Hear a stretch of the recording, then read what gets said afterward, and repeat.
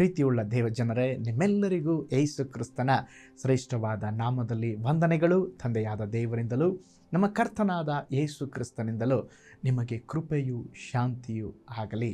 ಈ ದಿನ ಕೂಡ ದೇವರು ಒಂದು ಅದ್ಭುತವಾದ ಸಂದೇಶವನ್ನು ಇಟ್ಟಿದ್ದಾರೆ. ನೀವು ಆಕಸ್ಮಿಕವಾಗಿ ನೋಡುತ್ತಾ ಇಲ್ಲ, ದೇವರು ತಾನೇ ಇದನ್ನು ನೋಡುವಂತೆ ನಿಮ್ಮನ್ನು ಕರೆತಂದಿದ್ದಾರೆ. ಆದ್ದರಿಂದ ಪ್ರಾರ್ಥನಾ ಪೂರ್ವಕವಾಗಿ ಈ ಸಂದೇಶವನ್ನು ಆಲಿಸಿದರೆ ನಿಶ್ಚಯವಾಗಿ ದೇವರು ನಿಮ್ಮನ್ನು ಆಶೀರ್ವಾದ ಮಾಡುವರು. ಈ ದಿನ ನಾನು ನಿಮ್ಮೊಂದಿಗೆ ಮಾತನಾಡಲಿರುವಂಥ ವಿಷಯ, ಚಿಕ್ಕ ವಿಷಯಗಳಲ್ಲಿ ಜಾಗೃತೆ ಉಳ್ಳವರಾಗಿರ್ರಿ.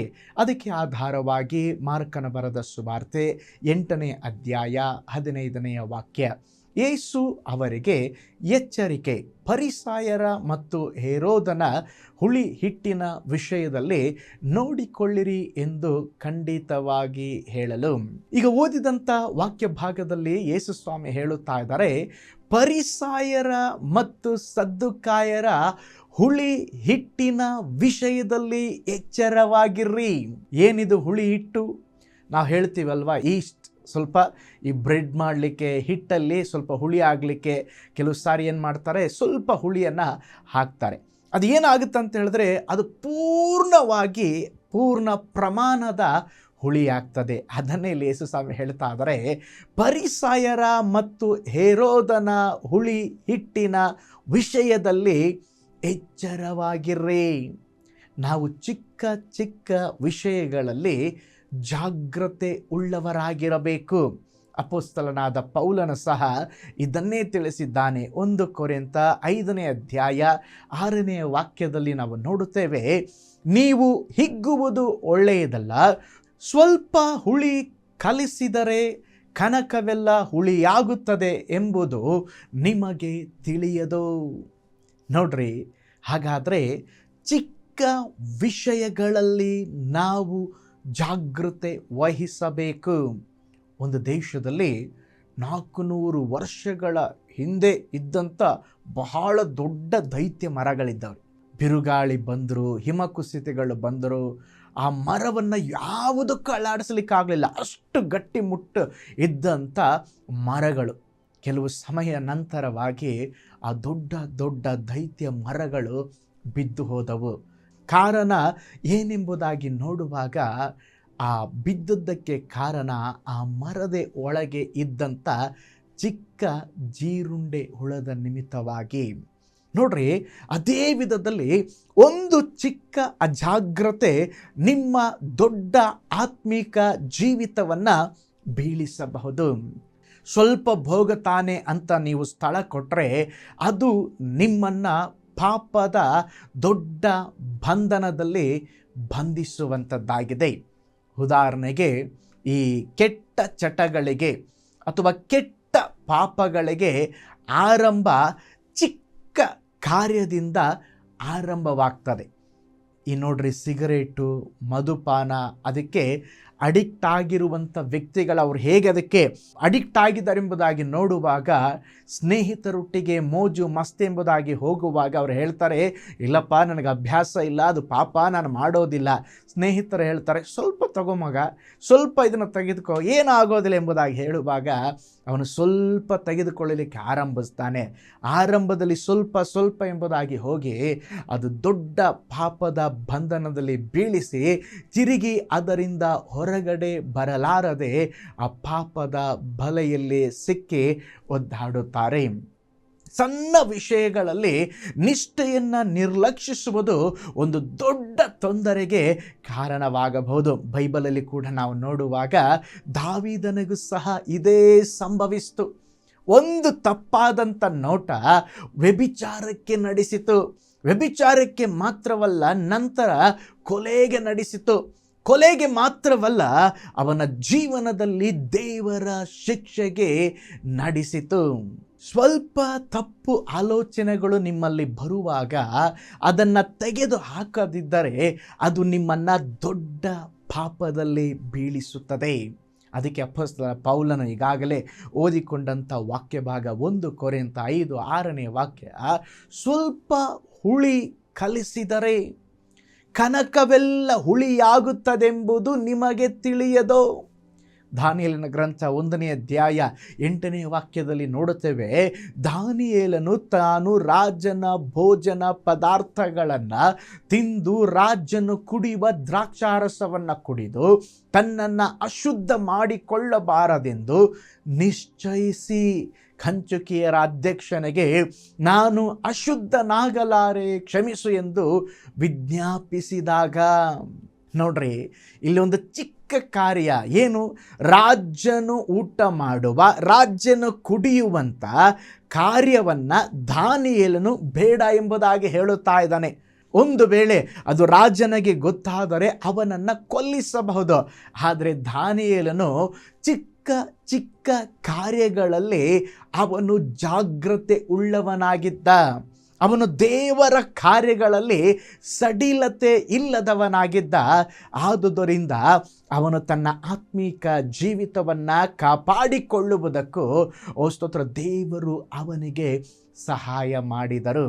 ನೋಡಿ, ಈ ಸಡಿಲತೆ ಅನ್ನುವಂಥದ್ದು ಚಿಕ್ಕ ಪ್ರಮಾಣದಲ್ಲಿ ಪ್ರಾರಂಭವಾಗ್ತದೆ, ಆದರೆ ಕಾಲಕ್ರಮೇಣ ಅದು ದೊಡ್ಡ ಪ್ರಮಾಣದಲ್ಲಿ ಮುಗಿಯುತ್ತದೆ. ಇಂಗ್ಲೀಷ್ನಲ್ಲಿ ಒಂದು ಗಾದೆ ಇದೆ, ಏನು, ನೆಗಡಿ ಯಾವ ರೋಗಕ್ಕೂ ನಡೆಸುವಂಥ ಒಂದು ತೆರೆದ ಬಾಗಿಲಂತೆ. ಏನು, ನೆಗಡಿ ಯಾವ ರೋಗಕ್ಕೂ ನಡೆಸುವಂಥ ಒಂದು ತೆರೆದ ಬಾಗಿಲು. ಈ ನೆಗಡಿ ಬಂದಾಗ ಅವಾಗಲೇ ನಾವು ಏನಾದರೂ ಸರಿ ಮಾಡಿಕೊಂಡ್ರೆ ಅಲ್ಲಿಗೆ ಮುಗಿದು ಬಿಡ್ತಾರೆ. ಆದರೆ ಬರೀ ನೆಗಡಿ ಬಿಡು ಎಂಬುದಾಗಿ ನಾವು ಬಿಡುವುದಾದರೆ, ಬರೀ ಶೀತ ಅಲ್ವಾ ಬಿಟ್ಬಿಡೋಣ ಎಂಬುದಾಗಿ ಹೇಳೋದಾದರೆ, ಆ ಚಿಕ್ಕ ನೆಗಡಿ ಕೆಲವು ಸಾರಿ ನಮ್ಮನ್ನು ಜ್ವರಕ್ಕೆ ನಡೆಸ್ತದೆ, ದೊಡ್ಡ ರೋಗಕ್ಕೆ ನಡೆಸಬಹುದು, ನಿಮೋನಿಯಾ ಎಂಬಂಥ ರೋಗಕ್ಕೂ ನಡೆಸಬಹುದು. ಚಿಕ್ಕ ಕಾರ್ಯನೇ ಆದರೆ ದೊಡ್ಡ ಪ್ರಮಾಣವನ್ನು, ದೊಡ್ಡ ಫಲಿತಾಂಶವನ್ನು ಅದು ನಮ್ಮನ್ನು ನಡೆಸುವಂಥದ್ದಾಗಿದೆ. ಅದೇ ಪ್ರಕಾರ ಸ್ತೋತ್ರ, ಈ ಸಡಿಲತೆ ಅನ್ನುವಂಥದ್ದು ಅದು ಚಿಕ್ಕದಾಗಿರುವಾಗಲೇ, ಇನ್ನು ಮೊಳಕೆ ಒಡೆಯುವಾಗಲೇ ನೀವು ಕಿತ್ತು ಬಿಡದಿದ್ದರೆ ಅದು ಕಾಲ ಕ್ರಮೇಣದಲ್ಲಿ ಏನಾಗುತ್ತಂತ ಹೇಳಿದ್ರೆ ಒಬ್ಬ ವಿಶ್ವಾಸಿಯನ್ನ ಆತ್ಮೀಯ ಅಧೋಗತಿಗೂ ಭಯಂಕರವಾದಂಥ ಹಿಂಜಾರುವಿಕೆಗೂ ನಡೆಸುವಂಥದ್ದಾಗಿದೆ. ಅದಕ್ಕೆ ದೇವರ ಪ್ರವಾದಿಯಾದ ಯೆಹೆಜ್ಕೇಲನಿಗೆ ಹೇಳುವಂಥ ಮಾತುಗಳನ್ನು ಗಮನಿಸ್ರಿ. ಯೆಹೆಜ್ಕೇಲನ ಗ್ರಂಥ 2ನೇ ಅಧ್ಯಾಯ 8ನೇ ವಾಕ್ಯದಲ್ಲಿ ನಾವು ನೋಡುತ್ತೇವೆ, ಇದಲ್ಲದೆ ಆತನು, ನರಪುತ್ರನೇ, ನಾನು ನಿನಗೆ ನುಡಿಯುವ ಮಾತನ್ನ ಕೇಳು, ಅವಿಧೇಯರಾದ ಆ ವಂಶದವರಂತೆ ನೀನು ಅವಿಧೇಯನಾಗಿರಬೇಡ. ಇಲ್ಲಿ ಯೆಹೆಜ್ಕೇಲನಿಗೆ ದೇವರು ಒಂದು ಆಲೋಚನೆ ಕೊಡ್ತಾ ಇದ್ದಾರೆ. ಏನಂತ ಹೇಳಿ, ನೋಡಪ್ಪ, ನನ್ನ ಜನರು ಅವಿಧೇಯರಾಗಿದ್ದಾರೆ, ನೀನು ಸಹ ಅವಿಧೇಯನಾಗಿರಬೇಡ. ಒಂದು ಮಾತು ಹೇಳ್ತಾರಲ್ವ, 10ರಲ್ಲಿ 11 ನಾವಿರಬಾರ್ದು.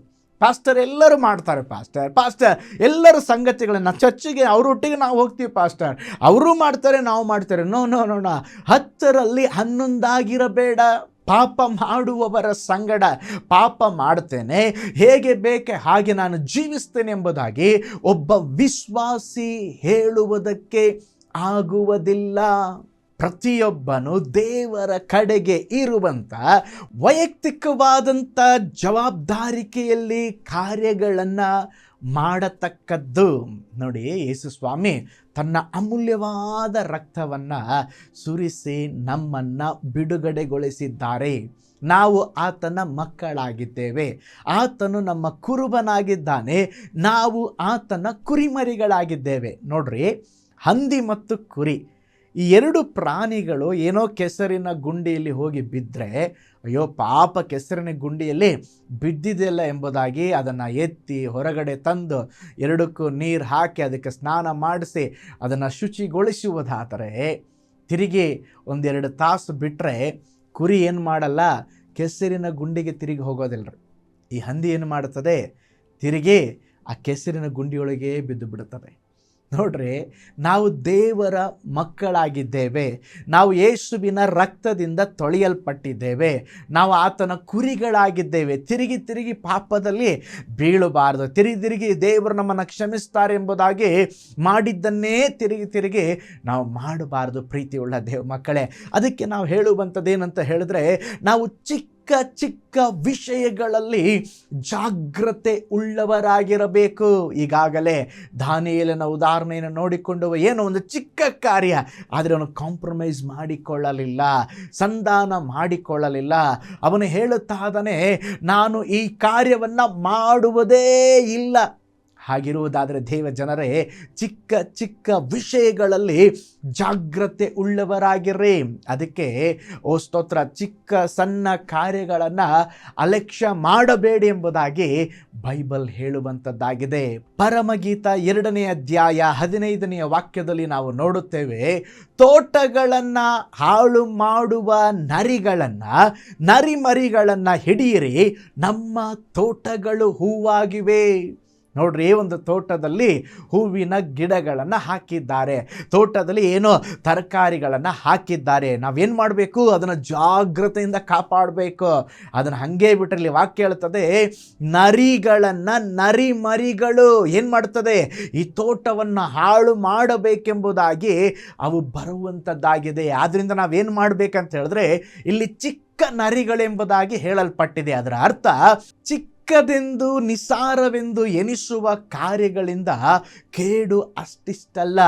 ಚಿಕ್ಕ ನರಿಮರಿಗಳು ತಾನೇ ಏನು ಮಾಡೋದಿಲ್ಲ, ನಮ್ಮ ತೋಟ ಚೆನ್ನಾಗಿದೆ ತಾನೇ. ಆ ಚಿಕ್ಕ ನರಿಗಳೇ ನಿಮ್ಮ ತೋಟವನ್ನೇ ನಾಶ ಮಾಡಿಬಿಡುತ್ತದೆ.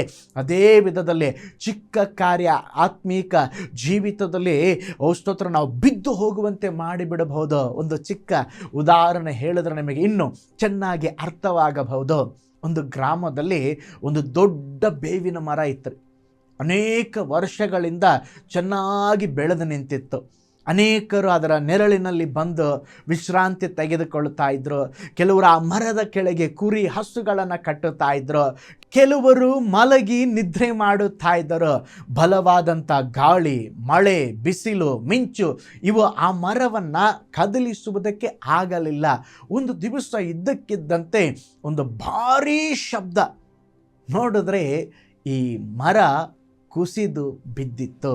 ಭಾರೀ ಶಬ್ದ ಕೇಳಿದೊಡನೆ ಆ ಊರಿನ ಎಲ್ಲ ಜನರು ಓಡಿ ಬಂದು ನೋಡಿದರು.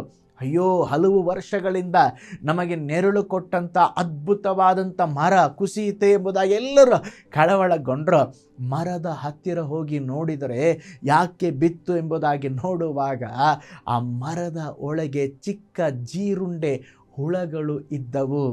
ಆ ಚಿಕ್ಕ ಜೀರುಂಡೆ ಮಳ ಮೆಲ್ಲಗೆ ಆ ಮರವನ್ನು ತಿನ್ನುತ್ತಾ ಅದರ ಬಲವನ್ನು ಕಡಿಮೆ ಮಾಡಿ ಒಳಗಡೆ ಇರುವ ಎಲ್ಲ ಸ್ಟ್ರೆಂತನ್ನು ಅದು ಸ್ತೋತ್ರ ನುಂಗಿಬಿಟ್ಟಿತ್ತು. ನಂತರ ಈಗ ಅದಕ್ಕೆ ಸ್ಟ್ರೆಂತ್ ಇಲ್ಲದೆ ಆ ದೊಡ್ಡ ಮರ ಏನಾಯಿತು? ಬಿದ್ದು ಹೋಯಿತು. ನೋಡ್ರಿ, ಆ ಮರವು ಸಾಮರ್ಥ್ಯ ಶಕ್ತಿ ಕಳೆದುಕೊಂಡಿದ್ದು ಹೊರಗಿನ ಶಕ್ತಿಯಿಂದಲ್ಲ, ಆ ಒಳಗಿನ ಶಕ್ತಿಯಿಂದ ಆ ಮರ ಬಿದ್ದು ಹೋಯಿತು. ನೋಡ್ರಿ, ಅದು ಬೀಳುವುದಕ್ಕೆ ಯಾವ ಸೂಚನೆಯೂ ಇರಲಿಲ್ಲ. ಹೊರಗಡೆಯಿಂದ ನೋಡಿದ್ರೆ ಬಹಳ ಬಲಿಷ್ಠವಾಗಿದೆ, ಬಲವಾಗಿದೆ. ಆದರೆ ಆ ಚಿಕ್ಕ ಚಿಕ್ಕ ಹುಳಗಳ ನಿಮಿತ್ತ, ಜೀರುಂಡೆಗಳ ನಿಮಿತ್ತವಾಗಿ ದೊಡ್ಡ ಮರ ಬಿದ್ದು ಹೋಯಿತು. ನೋಡಿ, ಅದೇ ವಿಧದಲ್ಲಿ ನಾವು ಬಹಿರಂಗವಾಗಿ ಯಾವ ಒಂದು ದೊಡ್ಡ ತಪ್ಪು ಪಾಪವು ಮಾಡದೆ, ಅಯ್ಯೋ ನಾವು ದರೋಡೆಗಾರರಾಗಿಲ್ಲ ಪಾಸ್ಟರ್, ಕೊಲೆಗಾರರಾಗಿಲ್ಲ ಪಾಸ್ಟರ್, ವ್ಯಭಿಚಾರಿಗಳಾಗಿಲ್ಲ ಪಾಸ್ಟರ್, ನಾವು ಕಳ್ಳತನ ಮಾಡೋದಿಲ್ಲ ಪಾಸ್ಟರ್. ನೋಡ್ರಿ, ದೊಡ್ಡ ಕಾರ್ಯ ಅಲ್ಲ. ಆದರೆ ನಿಮ್ಮ ಜೀವನದಲ್ಲಿ ಒಂದು ಚಿಕ್ಕ ಕಾರ್ಯ, ನಿಮ್ಮ ಹೃದಯದ ಆಂತರ್ಯದಲ್ಲಿ ಬರುವಂಥ ಕೆಟ್ಟ ಆಲೋಚನೆ, ನಿಮ್ಮ ಬಾಯಿಂದ ಬರುವಂಥ ಅಶುದ್ಧವಾದಂಥ ಮಾತುಗಳು, ರಹಸ್ಯ ಪಾಪಗಳು, ಈ ರೀತಿಯ ಚಿಕ್ಕ ಪಾಪಗಳೇ ಆ ಚಿಕ್ಕ ಹುಳದ ಜೀರುಂಡೆಂತೆ ನಿಮ್ಮ ಜೀವಿತವನ್ನು ಮೆಲ್ಲಗೆ ತಿಂದು ಕೊನೆಯದಾಗಿ ನಿಮ್ಮನ್ನು ಬೀಳಿಸಿಬಿಡುತ್ತದೆ. ಆದ್ದರಿಂದ ಪ್ರೀತಿ ಉಳ್ಳ ದೇವ ಜನರೇ, ನಾವು ಬಹಳ ಜಾಗ್ರತೆ ಉಳ್ಳವರಾಗಿರಬೇಕು. ಚಿಕ್ಕ ಚಿಕ್ಕ ಕಾರ್ಯಗಳೆಂಬುದಾಗಿ ಅಸಡ್ಡೆ ಮಾಡುವುದು ಬೇಡ. ನಾವು ಸಂಸೋನನ ಜೀವನದಲ್ಲಿ ನೋಡ್ತೇವೆ. ಸಂಸೋನನ ಬೀಳುವಿಕೆ, ಸಂಸೋನನ ಪಾಪದ ಜೀವಿತ ಹೇಗೆ ಆರಂಭವಾಯಿತು ಗೊತ್ತಾ? ಚಿಕ್ಕ ಕಾರ್ಯ ರೀ. ದೇವರು ಅವನನ್ನು ಪ್ರತಿಷ್ಠೆಗಾಗಿ ವಯಸ್ಸಾದ ವೃದ್ಧಾಪದಲ್ಲಿರುವಂಥ ತಂದೆ ತಾಯಿಗಳಿಗೆ ಕೊಡಲ್ಪಟ್ಟವನೇ ಸಂಸೋನನು. ಶತ್ರುಗಳಿಂದ ಅವನು ತಪ್ಪಿಸಬೇಕು, ದೇವರಿಗಾಗಿ ಪ್ರತಿಷ್ಠಿಸಲ್ಪಟ್ಟಂಥ ಭಕ್ತನು. ನೋಡ್ರಿ, ಅವನಿಗೆ ಕೆಲವೊಂದು ರೂಲ್ಸ್ ಹಾಕಿದ್ರು ದೇವರು. ನ್ಯಾಯಸ್ಥಾಪಕರು 16ನೇ ಅಧ್ಯಾಯ 20ನೇ ವಾಕ್ಯದಲ್ಲಿ ನಾವು ನೋಡ್ತೇವೆ. ಆ ವಾಕ್ಯ ಹೇಳುತ್ತದೆ, ಯೆಹೋವನು ತನ್ನನ್ನು ಬಿಟ್ಟು ಹೋಗಿದ್ದಾನೆಂದು ಅವನಿಗೆ ತಿಳಿಯಲಿಲ್ಲ. ನೋಡ್ರಿ, ಅವನು ದೇವರಿಂದ ಪ್ರತಿಷ್ಠಿಸಲ್ಪಟ್ಟವನು, ದೇವರಿಂದ ಅಭಿಷೇಕಿಸಲ್ಪಟ್ಟವನು, ದೇವರಿಂದ ಬಲಶಾಲಿಯಾಗಿ ಜೀವಿಸಿದವನು. ಆದರೆ ದುರಂತ ಅಂತ ಹೇಳಿದ್ರೆ, ದೇವರು ಅವನನ್ನು ಬಿಟ್ಟು ಹೋಗಿರುವುದು ಅವನಿಗೆ ಗೊತ್ತಾಗಲೇ ಇಲ್ಲ. ಕಾರಣ ಏನು? ಅವನು ಮೆಲ್ಲಗೆ ಸ್ವಲ್ಪ ಪಾಪಕ್ಕೆ ಸ್ಥಳವನ್ನು ಕೊಟ್ಟು ಸ್ತೋತ್ರ ಅವನ ಜೀವನದಲ್ಲಿ ಅವನು ಬಿದ್ದು ಹೋದ. ನೋಡ್ರಿ, ನೀವು ನಾಜೀರ್ ವೃತ್ತ ಎಂಬುದಾಗಿ ಕೇಳಿರಬಹುದು. ಅಂದರೆ ದೇವರಿಗೋಸ್ಕರವಾಗಿ ಪ್ರತಿಷ್ಠಿಸಲ್ಪಟ್ಟವನು ಕೆಲವೊಂದು ಸಂಗತಿಗಳನ್ನು ಮಾಡಬಾರ್ದು. ಏನು ಮಾಡಬಾರ್ದು? ಅದೇ ಥರ ಇವನು ಕೂಡ ದೇವರಿಗೆ ಪ್ರತಿಷ್ಠಿಸಲ್ಪಟ್ಟವನು. ನೋಡ್ರಿ, ಇವನು ದ್ರಾಕ್ಷಾರಸವನ್ನು ಸ್ತೋತ್ರ ಮಧುಪಾನವನ್ನು ಮುಟ್ಟಬಾರದು. ಅರಣ್ಯಕಾಂಡ 6ನೇ ಅಧ್ಯಾಯ 2-3ನೇ ವಾಕ್ಯದಲ್ಲಿ ಹೇಳ್ತದೆ. ಆದರೆ ಇವನೇನು ಮಾಡದ? ಸಂಸೋನನು ನ್ಯಾಯಸ್ಥಾಪಕರು 14ನೇ ಅಧ್ಯಾಯ 10ನೇ ವಾಕ್ಯ ನೋಡ್ರಿ, ಯೌವನಸ್ಥರ ಪದ್ಧತಿಯ ಪ್ರಕಾರ ಅಲ್ಲಿ ಔತಣವನ್ನು ಸಿದ್ಧ ಮಾಡಿಸಿದನು. ಏನು ಮಾಡಬಾರ್ದು ಅದನ್ನೇ ಇವನು ಮಾಡ್ತಾ ಇದ್ದಾನೆ. ಇವನೇನು ಮಾಡಬಾರ್ದು ಅಂತ ಹೇಳಿದ್ರೆ, ಕ್ಷೌರ ಮಾಡಿಸಿಕೊಳ್ಳಬಾರದು. ಅಂದರೆ ತಲೆ ಕೂದಲುಗಳನ್ನು ಕಟ್ ಮಾಡ್ಕೊಳ್ಬಾರ್ದ್ರಿ. ನ್ಯಾಯಸ್ಥಾಪಕರ 16:19 ಹೇಳ್ತದೆ, ಅವನ ತಲೆಯ 7 ಜಡೆಗಳನ್ನು ಬೋಳಿಸಿದರು. ತಿರುಗಿ ಮತ್ತೆ ಇವನೇನು ಮಾಡಬಾರ್ದಾಗಿತ್ತು ಅಂತ ಹೇಳಿದ್ರೆ, ಯಾವ ಶವವನ್ನು ಮುಟ್ಟಬಾರ್ದು. ಅರಣ್ಯಕಾಂಡ 6ನೇ ಅಧ್ಯಾಯ 6ನೇ ವಾಕ್ಯ. ಆದರೆ ವಾಕ್ಯ ಹೇಳ್ತದೆ, ನ್ಯಾಯಸ್ಥಾಪಕರು 14ನೇ ಅಧ್ಯಾಯ 8-9, ಅವನು ಸಿಂಹದ ಶವವನ್ನು ಮುಟ್ಟಿದನು. ಸಂಸೋನನು ಆ ಸತ್ತ ಶವದ ಸಿಂಹವನ್ನು ಮುಟ್ಟಿ ಅದರೊಳಗೆ ಜೇನು ಗೂಡು ಕಟ್ಟಿತ್ತು. ಆ ಜೇನನ್ನೇ ತಿನ್ನಂತೆ. ಯಾವುದೆಲ್ಲ ಮಾಡಬಾರ್ದಾಗಿತ್ತೋ ಅದೆಲ್ಲವನ್ನ ಸಂಸೋನನು ಮಾಡಿದ. ಅದರ ನಿಮಿತ್ತವಾಗಿ ಅವನ ಬೀಳುವಿಕೆ ಒಂದೇ ಸಾರಿ ಆಗಲಿಲ್ಲರಿ. ಹಂತವಾಗಿ ಸೈತಾನನು ಅವನನ್ನು ಬೀಳಿಸಿದ. ದೇವರು ಅವನನ್ನು ಬಿಟ್ಟು ಹೋಗಿದ್ದನ್ನು ಅವನಿಗೆ ಗೊತ್ತಾಗಲೇ ಇಲ್ಲ. ಪ್ರೀತಿಯುಳ್ಳ ದೇವ ಜನರೇ, ಸೈತಾನನು ಕೂಡ ಪ್ರತಿ ದಿವಸ ನಿಮಗೋಸ್ಕರವಾಗಿ ಒಂದೊಂದು ಇಂಚನ್ನು ಅವನು ತೋಡ್ತಾನೆ. ನೀವೇನು ಮಾಡಬಾರ್ದು? ಒಂದೇ ಇಂಚಲ್ವಾ ಅಂತೇಳಿ ಸುಮ್ಮನಿದ್ದರೆ ತಿಂಗಳಿಗೆ 30 ಇಂಚು, ವರ್ಷಕ್ಕೆ 365 ಇಂಚು ಬಹಳ ಆಳವಾದ ಸ್ಥಳವನ್ನು ತೋಡಿಬಿಟ್ಟಿರ್ತಾನೆ. ಅದರೊಳಗೆ ನಮ್ಮನ್ನೇನು ಮಾಡಿಬಿಡ್ತಾನೆ? ಮಣ್ಣು ಮಾಡಿಬಿಡ್ತಾನೆ. ಆದುದರಿಂದ ಪ್ರೀತಿಯುಳ್ಳ ದೇವ ಜನರೇ, ನಾವು ಚಿಕ್ಕ ಕಾರ್ಯಗಳಲ್ಲಿ ನಾವೇನು ಮಾಡಬೇಕು? ಜಾಗ್ರತೆ ಉಳ್ಳವರಾಗಿರಬೇಕು. ನೋಡ್ರಿ, ಸಂಸೋನನು ಇನ್ನೊಂದು ತಪ್ಪು ಏನು ಮಾಡಿದ? ಒಬ್ಬ ವಿಶ್ವಾಸಿಯನ್ನೇ ಮದುವೆಯಾಗಬೇಕು. ಇವನು ಒಂದು ಹುಡುಗಿಯನ್ನು ಪ್ರೀತಿಸ್ತಾ ಇದ್ದಾನೆ. ಯಾರು?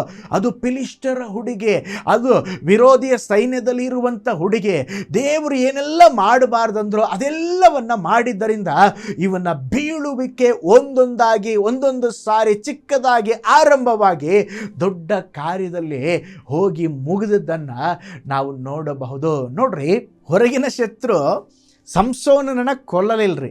ಅವನೊಳಗಿದ್ದಂಥ ಪಾಪದ ಇಚ್ಛೆಗಳು, ಅವನ ಒಳಗೆ ಇದ್ದಂಥ ಶತ್ರುವೇ ಅವನನ್ನು ಕೊಂದು ಹಾಕಿದ್ನಂತೆ. ಆದುದರಿಂದ ಪ್ರೀತಿಯುಳ್ಳ ದೇವಜನರೇ, ಚಿಕ್ಕ ವಿಷಯಗಳಲ್ಲಿ ಜಾಗ್ರತೆ ಉಳ್ಳವರಾಗಿರ್ರಿ. ಸೈತಾನನಿಗೆ ಅವಕಾಶ ಕೊಡಬೇಡ್ರಿ. ಹೊರಗಿರುವ ಶತ್ರುಗಳನ್ನು ಜಯಿಸುವ ಕೆಲಸದಲ್ಲಿ ತನ್ನ ಒಳಗಿನ ಶತ್ರುವನ್ನು ವಶಪಡಿಸಿಕೊಳ್ಳಲು ಸಂಸೋನನು ಕಲಿಯಲೇ ಇಲ್ಲ.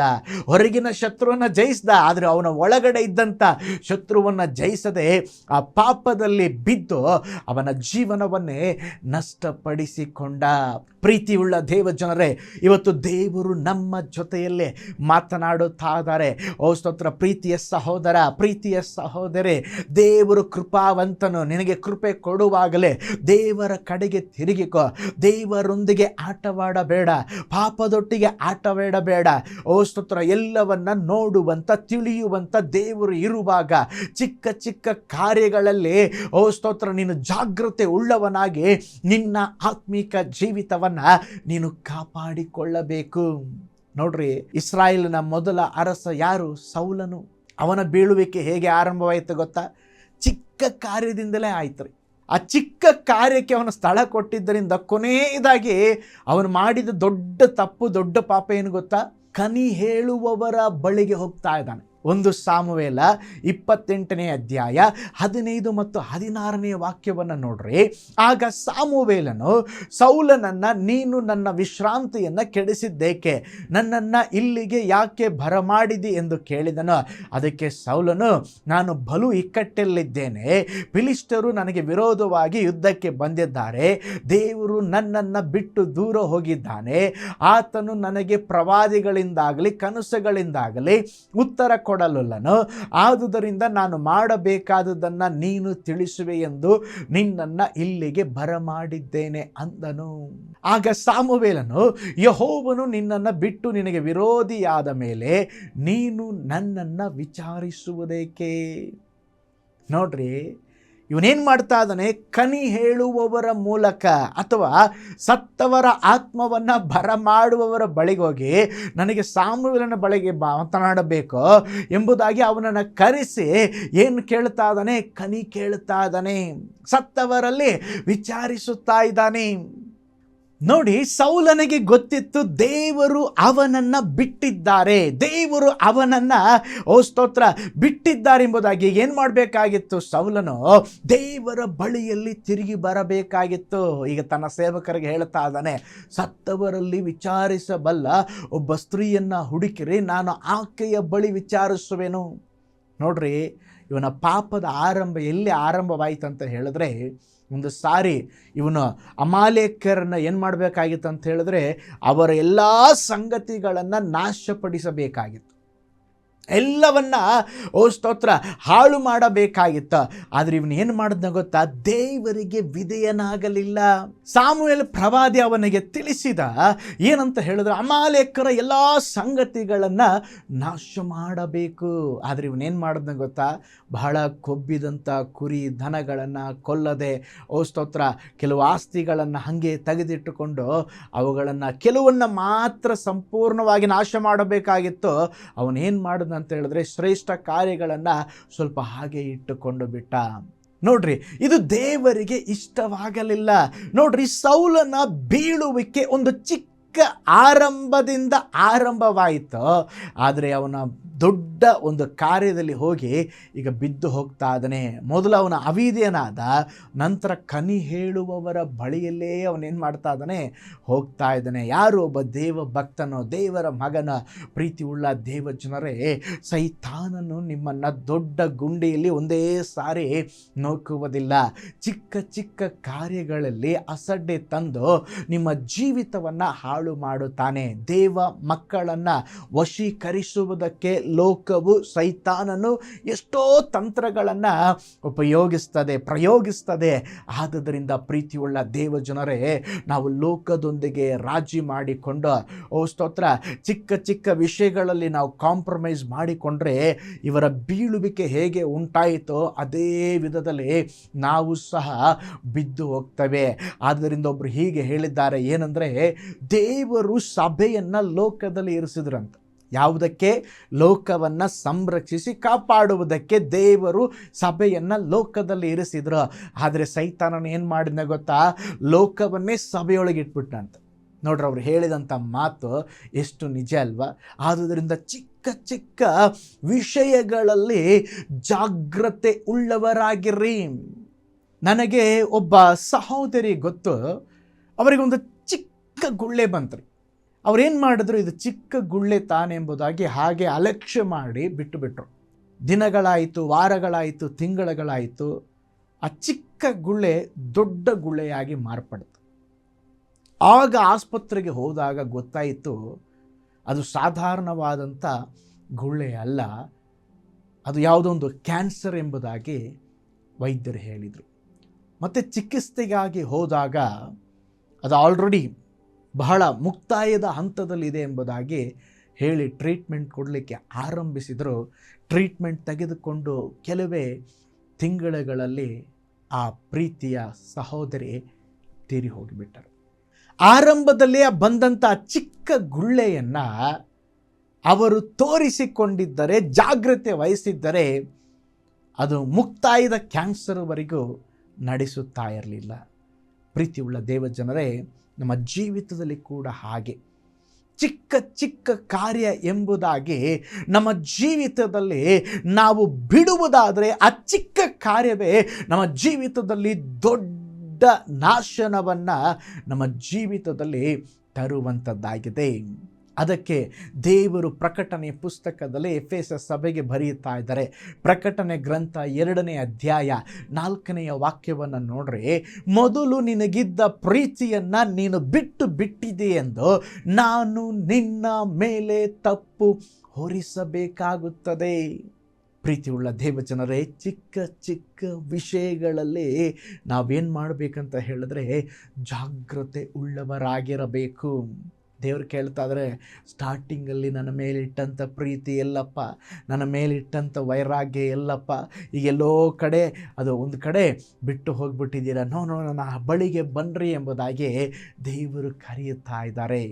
ಪ್ರೀತಿಯುಳ್ಳ ದೇವಜನರೇ, ಈ ಎಫೆಸ ಸಭಾ ಕಾಲದಲ್ಲಿ ಮೊದಲ ಪ್ರೀತಿಯನ್ನು ಬಿಟ್ಟಿದ್ದರಿಂದ ಆ ಸಡಿಲತೆ ಚಿಕ್ಕ ಪ್ರಮಾಣದಲ್ಲಿ ಸಭೆಯೊಳಗೆ ಸೇರಿತು. ಚಿಕ್ಕ ಪ್ರಮಾಣದಲ್ಲಿ ಸಡಿಲತೆ ಕೊನೆಗೊಂಡಿದ್ದು ಹೇಗೆ ಗೊತ್ತಾ? ತಿರುಗಿ ಲವೋದಿಕೀಯ ಸಭೆಗೆ ದೇವರು ಹೇಳುವಾಗ ಯೇಸು ಕ್ರಿಸ್ತನು ಸಭೆಯ ಒಳಗಡೆ ಇಲ್ಲ, ಹೊರಗಡೆ ಇದ್ದಾರೆ. ಈಗ ನಾನು ಬಾಗಿಲನ್ನು ತಟ್ಟುತ್ತಾ ಇದ್ದೇನೆ. ನೋಡ್ರಿ, ಒಂದು ಚಿಕ್ಕ ಸಡಿಲತೆಗೆ ನಾವು ಸ್ಥಳ ಕೊಡೋದಾದರೆ ಒಳಗಡೆ ಸೈತಾನ ಬರ್ತಾನೆ, ಯೇಸು ಸ್ವಾಮಿ ಒಳಗಡೆಯಿಂದ ಹೊರಗಡೆ ಹೋಗ್ಬಿಡ್ತಾರೆ. ಏಕೆಂದರೆ ಬೆಳಕು ಇರುವಲ್ಲಿ ಕತ್ತಲು ಬರುವುದಿಲ್ಲ, ಕತ್ತಲು ಇದ್ದರೆ ಬೆಳಕು ಬರೋದಿಲ್ಲ. ಏಕೆಂದರೆ ಎರಡೂ ಒಂದೇ ಸ್ಥಳದಲ್ಲಿ ಇರಲಿಕ್ಕೆ ಆಗೋದಿಲ್ಲ. ಆದುದರಿಂದ ಚಿಕ್ಕ ಚಿಕ್ಕ ವಿಷಯಗಳಲ್ಲಿ ಜಾಗ್ರತೆ ಉಳ್ಳವರಾಗಿರ್ರಿ. ಇವತ್ತು ಅನೇಕ ವಿಶ್ವಾಸಿಗಳು ಜೀವಿತದಲ್ಲಿ ಯಾವ ಸ್ಥಿರತ್ವ ಇಲ್ಲದವರಾಗಿದ್ದಾರೆ. ಸತ್ಯವೇದವನ್ನು ಓದುವುದು, ಪ್ರಾರ್ಥನೆ, ಸಭಾಕೂಟ, ಸುವಾರ್ಥ, ಕರ್ತನಿಗೆ ಕೊಡುವಂಥ ವಿಷಯ, ಅನೇಕ ವಿಷಯಗಳಲ್ಲಿ ನಾವು ಬಹಳ ಸಡಿಲ ಭಾವನೆಯನ್ನು ಹೊಂದಿದ್ದೇವೆ. ಸ್ವಲ್ಪ ಸಡಿಲತೆ ಅದು ಹೆಚ್ಚು ಸಡಿಲತೆಗೆ ನಡೆಸಿ ನಮ್ಮನ್ನು ಹಿಂಜಾರಿ ಹೋಗುವಂತೆ ಮಾಡುವಂಥದ್ದಾಗಿದೆ. ಪ್ರೀತಿಯುಳ್ಳ ದೇವಜನರೇ, ನಾವು ಚಿಕ್ಕ ಚಿಕ್ಕ ವಿಷಯಗಳಲ್ಲಿ ಕೂಡ ಜಾಗ್ರತೆ ಉಳ್ಳವರಾಗಿರಬೇಕು. ಈ ವಿಷಯದಲ್ಲಿ ನಾವು ಅಬ್ರಾಮನ ಜೀವನದಿಂದ ಕಲಿಯಬಹುದ್ರಿ. ನೋಡ್ರಿ, ಅಬ್ರಾಹಾಮನು ಒಬ್ಬ ಆಸ್ತಿವಂತನಾಗಿದ್ದನ್ರಿ. ಒಬ್ಬ ಅರಸನನ್ನು ಸೋಲಿಸಿ ವಾಪಸ್ ಬಂದಾಗ ಆ ಅರಸನು ಅವನು ಬಿಡಿಸ್ಕೊಂಡು ಬಂದ ಕಾರ್ಯಗಳನ್ನು ಮತ್ತು ಅವನಲ್ಲಿದ್ದಂಥ ಆಸ್ತಿಯನ್ನು ನೀನು ತೆಗೆದುಕೋ ಅಬ್ರಾಹಮ ಎಂಬುದಾಗಿ ಹೇಳಿದಾಗ ಅಬ್ರಾಹ್ಮನು ಏನು ಹೇಳ್ತಾ ಅದನ್ನು ಗೊತ್ತಾ? ಆ ವಾಕ್ಯ ಓದಿಕೊಳ್ಳೋಣ. ಆದಿಕಾಂಡ 14ನೇ ಅಧ್ಯಾಯ 22-23. ಒಂದು ದಾರವನ್ನಾಗಲಿ ಕೆರೆದ ಬಾರನ್ನಾಗಲಿ ನಿನ್ನದರಲ್ಲಿ ಯಾವುದನ್ನು ತೆಗೆದುಕೊಳ್ಳುವುದಿಲ್ಲವೆಂದು ಭೂಮ್ಯಾಕಾಶಗಳನ್ನು ನಿರ್ಮಾಣ ಮಾಡಿದ ಪರಾತ್ಮರ ದೇವರಾಗಿರುವ ಯೆಹೋವನ ಕಡೆಗೆ ಕೈಯೆತ್ತಿ ಪ್ರಮಾಣ ಮಾಡುತ್ತೇನೆ.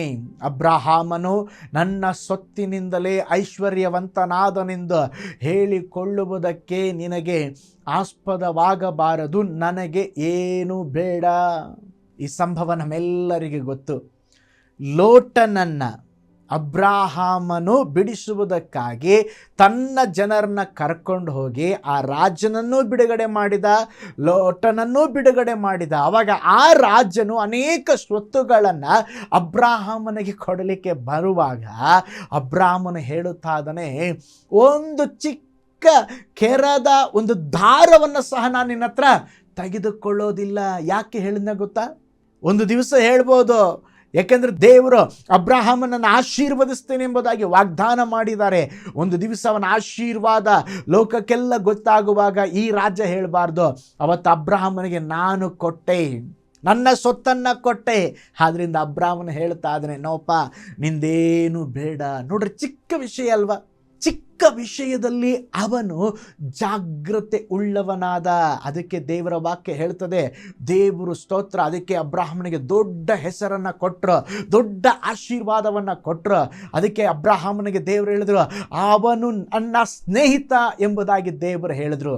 ತಿರುಗಿ ಮತ್ತೆ ಇನ್ನೊಂದು ಸಂಭವನ ಅಬ್ರಾಮನ ಜೀವನದಿಂದ ತೋರಿಸ್ತೇನೆ. ಆದಿಕಾಂಡ 25:10 ವಾಕ್ಯ, ಅಬ್ರಾಮನು ಅದನ್ನು ಹಿತ್ತಿಯರಿಂದ ಕೊಂಡುಕೊಂಡಿದ್ದನು, ಅದರಲ್ಲಿ ಅಬ್ರಹಾಮನಿಗೂ ಅವನ ಹೆಂಡತಿಯಾದ ಸಾರಳಿಗೂ ಸಮಾಧಿ ಮಾಡಿದರು. ನೋಡ್ರಿ, ಅಬ್ರಾಹಮನಿಗೆ ಸಾರಳಿಗೆ ಒಂದು ಸಮಾಧಿಯನ್ನು, ಒಂದು ಪ್ಲೇಸನ್ನು ಗುರುತು ಮಾಡಿಕೊಂಡ್ರ. ಅಬ್ರಾಮ ಅದನ್ನು ಫ್ರೀಯಾಗಿ ತೆಗೆದುಕೊಳ್ಳಲಿಲ್ಲ.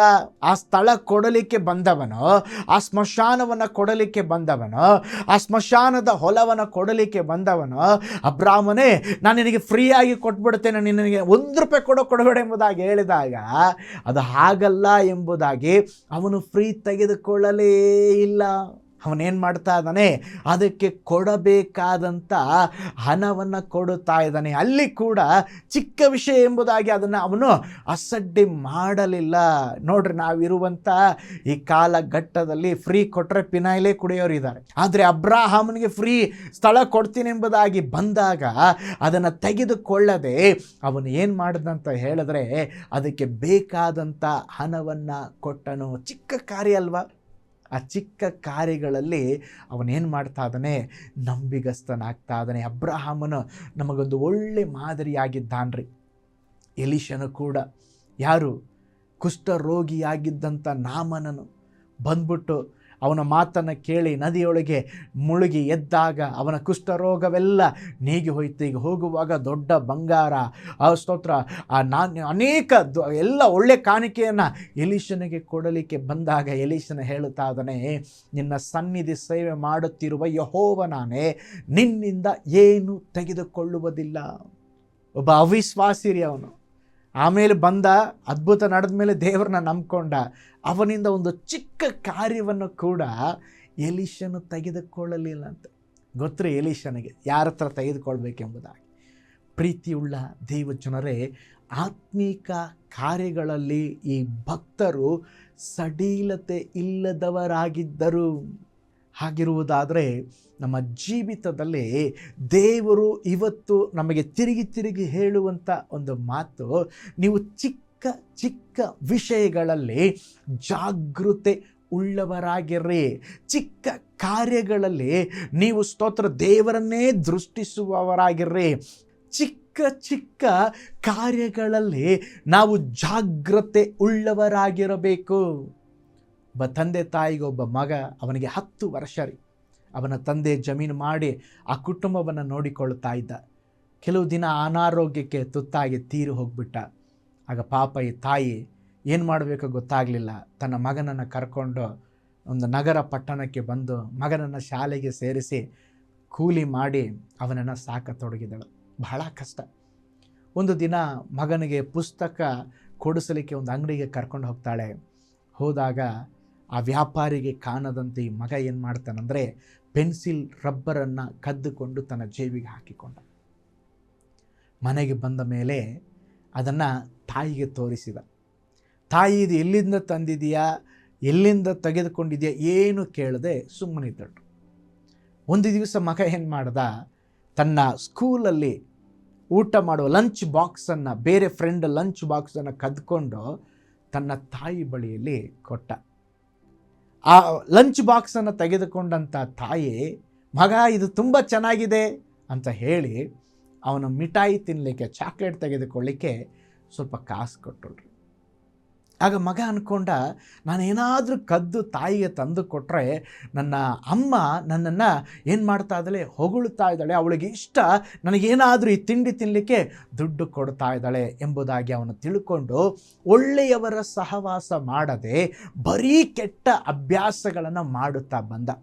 ಹಾಗೆ ಮಾಡುತ್ತಾ ಚಿಕ್ಕ ಕಳ್ಳತನ, ಚಿಕ್ಕ ಕಾರ್ಯಗಳನ್ನು ಮಾಡುತ್ತಾ ಒಂದು ದಿವಸ ಅವನು ದೊಡ್ಡ ದುರ್ನಡತೆಗೆ ಒಳಗಾದ.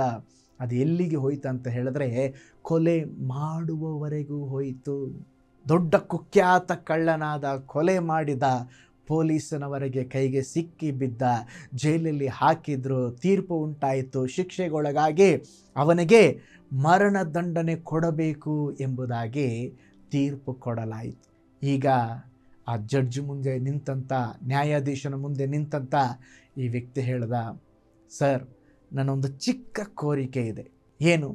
ನನ್ನ ಅಮ್ಮನನ್ನು ನೋಡಬೇಕು, ಅವಳಿಗೆ ವಯಸ್ಸಾಗಿದೆ, ಈ ಸ್ಥಳದಲ್ಲೇ ನನ್ನ ಅಮ್ಮನನ್ನು ನೋಡುವಂಥ ಒಂದು ಭಾಗ್ಯವನ್ನು ಒದಗಿಸಿಕೊಡ್ರಿ ಎಂಬುದಾಗಿ ಹೇಳಿದಾಗ ಪೊಲೀಸರು ಅವಳ ಅಮ್ಮನನ್ನು ಕರೆದುಕೊಂಡು ಬಂದಾಗ ಅಮ್ಮ ಬಾಮ ಇಲ್ಲಿ ಅಂತ ಕರೆದು ಹತ್ತಿರ ಬಂದಾಗ ಆ ಅಮ್ಮನನ್ನು ಹೊಡೆದು ಕೊಲ್ಲಲಿಕ್ಕೆ ನೋಡಿದ. ಪೊಲೀಸರು ತಡೆದರು. ನ್ಯಾಯಾಧೀಶ ಕೇಳದ, ಅಲ್ಲಪ್ಪ ಇಷ್ಟೆಲ್ಲ ತಪ್ಪು ಮಾಡಿದೆಯಾ, ಕೊಲೆ ಮಾಡಿದೆಯಾ, ಜೀವಾವಧಿ ಶಿಕ್ಷೆ ಕೊಟ್ಟಿದ್ದೇವೆ, ಈಗಲೂ ನಿನಗೆ ಬುದ್ಧಿ ಬಂದಿಲ್ವಾ? ಈಗಲೂ ಕೂಡ ತಾಯಿಯನ್ನು ಕೊಲ್ಲಲಿಕ್ಕೆ ಹೋಗ್ತಾ ಇದೆಯಾ? ನಿನಗೆ ಸ್ವಲ್ಪ ಕೂಡ ಬುದ್ಧಿ ಇಲ್ವಾ? ಆಗ ಅವನು ಹೇಳ್ದ, ಸರ್, ಈ ತಾಯಿ ನಾ ಚಿಕ್ಕ ವಯಸ್ಸಿನಲ್ಲಿ ಮಾಡಿದ ಚಿಕ್ಕ ತಪ್ಪುಗಳನ್ನು ಎಷ್ಟೋ ನೋಡಿದಳು.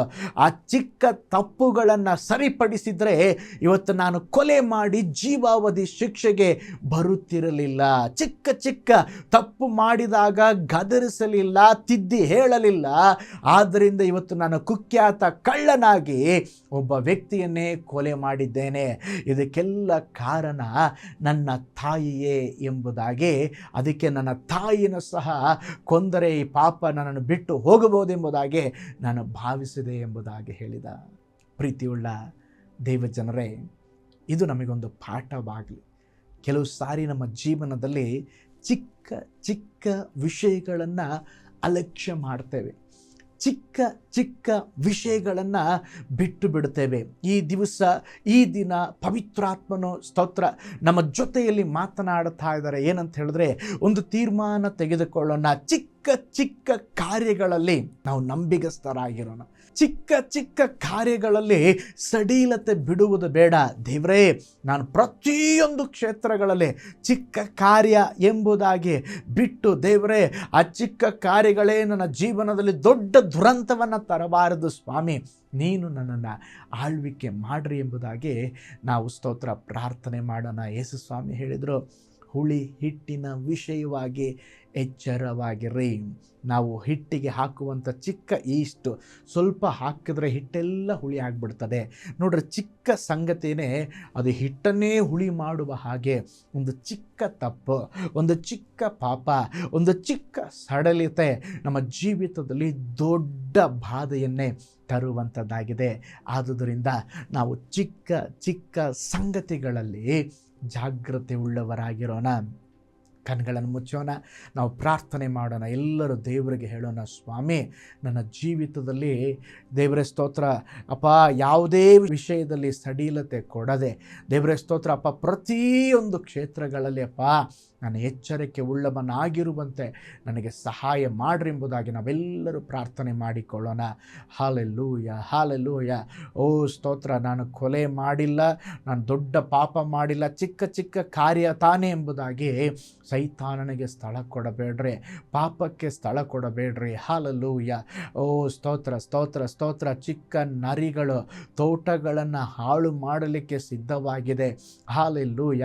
ನಾವು ಪ್ರಾರ್ಥನೆ ಮಾಡೋಣ, ಸ್ವಾಮಿ, ನಾವೆಲ್ಲ ಕಾರ್ಯಗಳಲ್ಲಿ ಜಾಗ್ರತೆ ಉಳ್ಳವರಾಗಿರುವಂತೆ, ಚಿಕ್ಕ ಕಾರ್ಯಗಳಲ್ಲಿ ಕೂಡ ದೇವರೇ ನಾವು ಜಾಗೃತೆ ವಹಿಸುವಂತೆ ನಮಗೆ ಸಹಾಯ ಮಾಡ್ರಿ ಎಂಬುದಾಗಿ ಹೇಳೋಣ.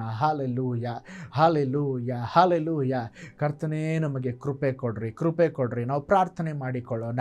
ಪರಲೋಕದಲ್ಲಿ ವಾಸ ಮಾಡುವಂಥ ನಮ್ಮ ತಂದೆಯಾದ ದೇವರೇ, ಈ ದಿನ ಕೂಡ ನಿಮ್ಮ ಸಮ್ಮುಖದಲ್ಲಿ ಬಂದು ನಿಮ್ಮನ್ನು ಆರಾಧಿಸಿ ನಿಮ್ಮ ವಾಕ್ಯವನ್ನು ಕೇಳುವಂಥ ಭಾಗ್ಯ ಕೊಟ್ಟಿದ್ದಕ್ಕಾಗಿ ಸ್ತೋತ್ರಪ್ಪ. ಕರ್ತನೆ, ದಾನಿಯೇಲನು ಚಿಕ್ಕ ಕಾರ್ಯಗಳಲ್ಲಿ ಸಡಿಲತೆ ಇಲ್ಲದವನಾಗಿದ್ದಪ್ಪ, ಆದರೆ ಸಂಸೋನನ ಚಿಕ್ಕ ಕಾರ್ಯಗಳಿಗೆ ಸ್ಥಳವನ್ನು ಕೊಟ್ಟು ಬಿದ್ದು ಹೋದಪ್ಪ. ನಮ್ಮ ಜೀವಿತದಲ್ಲಿ ಕೂಡಪ್ಪ ದೇವರೇ, ನಾವೆಲ್ಲ ಕಾರ್ಯಗಳಲ್ಲಿ ಎಚ್ಚರವಾಗಿರುವಂತೆ, ಏಸಪ್ಪ, ನಮ್ಮ ಆತ್ಮಿಕ ಜೀವಿತವನ್ನು ಕಾಪಾಡಿಕೊಳ್ಳುವಂತೆ, ಈ ಕಡೇ ದಿನಗಳಲ್ಲಿ ಏಸಪ್ಪ ನಾವು ಹೇಗೆ ಬೇಕು ಹಾಗೆ ಜೀವನ ಮಾಡದೆ ನಮ್ಮ ಆತ್ಮಿಕ ಜೀವಿತವನ್ನು ಕಾಪಾಡಿಕೊಂಡು ನಿನ್ನ ನಾಮವನ್ನು ಘನಪಡಿಸುವಂತೆ, ನಿನ್ನ ನಾಮವನ್ನು ಮೇಲಕ್ಕೆತ್ತುವಂತೆ ನಮಗೆ ಕೃಪೆ ಕೊಡಬೇಕೆಂಬುದಾಗಿ ನಾವು ಪ್ರಾರ್ಥಿಸ್ತೇವೆ. ಈ ಆರಾಧನೆಯಲ್ಲಿ ಭಾಗಿಯಾಗಿರುವಂಥ ಒಂದೊಂದು ಕುಟುಂಬಗಳಿಗಾಗಿ ನಾವು ಪ್ರಾರ್ಥಿಸ್ತೇವೆ. ಯೇಸುವಿನ ನಾಮದಲ್ಲಿ ಎಲ್ಲ ಕುಟುಂಬಗಳು ಆಶೀರ್ವದಿಸಲ್ಪಡಲಿ ಅಪ್ಪ. ಅಯ್ಯೋ, ಇದರಿಂದ ನನಗೆ ಬಿಡುಗಡೆ ಇಲ್ಲ, ನಾನು ತಿರುಗಿ ಬೀಳುತ್ತಾ ಇದ್ದಾನೆ, ತಿರುಗಿ ಪಾಪಕ್ಕೆ ಸೈತಾನಿಗೆ ಸ್ಥಳ ಕೊಡ್ತಾ ಇದ್ದಾನೆ, ಕರ್ತನೇ, ಇದರಿಂದ ನನಗೆ ಬಿಡುಗಡೆ ಬೇಕೆಂಬುದಾಗಿ ಹೇಳುವಂಥ ಪ್ರತಿಯೊಬ್ಬರಿಗಾಗಿ ನಾವು ಪ್ರಾರ್ಥಿಸ್ತೇವೆ. ಅಪ್ಪ ದೇವರೇ, ನಿನ್ನ ವಾಕ್ಯ ಹೇಳ್ತದೆ, ನೀವು ಕೆಡುಕನನ್ನು ಜಯಿಸಿರುವುದರಿಂದ. ಹೌದಪ್ಪ, ಈ ಲೋಕದಲ್ಲಿ ನಮ್ಮನ್ನು ಜಯಶಾಲಿಯಾಗಿ ಇಟ್ಟಿದೀಯಪ್ಪ. ಈ ಲೋಕದಲ್ಲಿ ಸ್ವಾಮಿ ದೇವರೇ, ನಾವೆಲ್ಲ ಕಾರ್ಯಗಳಲ್ಲಿ ಏಸಪ್ಪ, ಓ ಸ್ತೋತ್ರ, ಹಾಲೆಲೂಯ ಹಾಲೆಲೂಯ ಹಾಲೆಲೂಯ.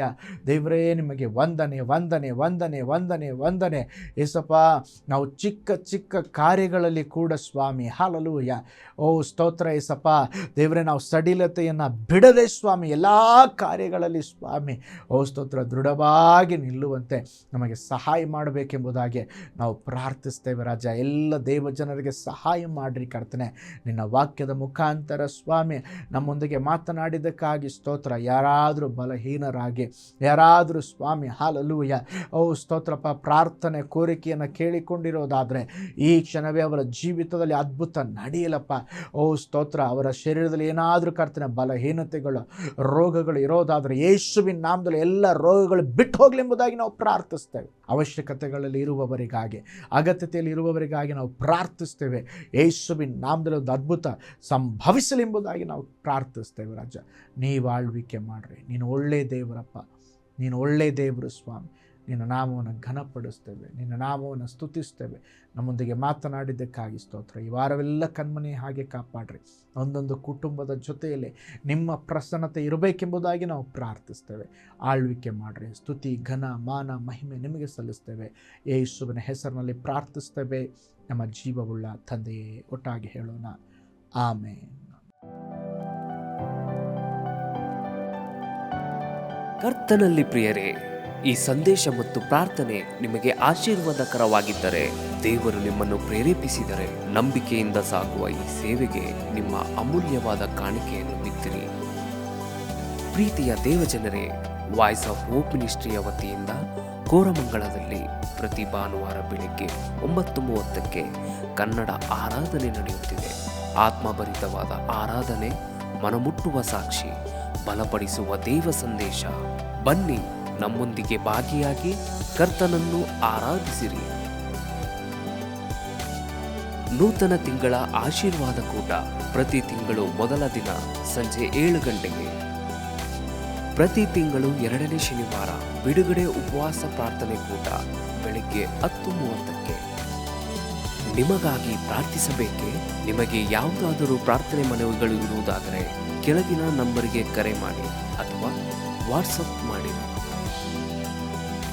ಈ ಆತ್ಮಿಕ ಸಂದೇಶಗಳು ನಿಮಗೆ ಆಶೀರ್ವಾದಕರವಾಗಿದ್ದರೆ ಲೈಕ್ ಮಾಡಿರಿ. ಇಂಥ ಅದ್ಭುತ ಸಂದೇಶ ಪ್ರತಿದಿನ ನೋಡಲು ಬಯಸುವುದಾದರೆ ಸಬ್ಸ್ಕ್ರೈಬ್ ಮಾಡಿ ಹಾಗೂ ಇತರರೊಂದಿಗೆ ಶೇರ್ ಮಾಡಿರಿ. ಕರ್ತನು ನಿಮ್ಮನ್ನು, ನಿಮ್ಮ ಕುಟುಂಬವನ್ನು ಆಶೀರ್ವದಿಸಲಿ.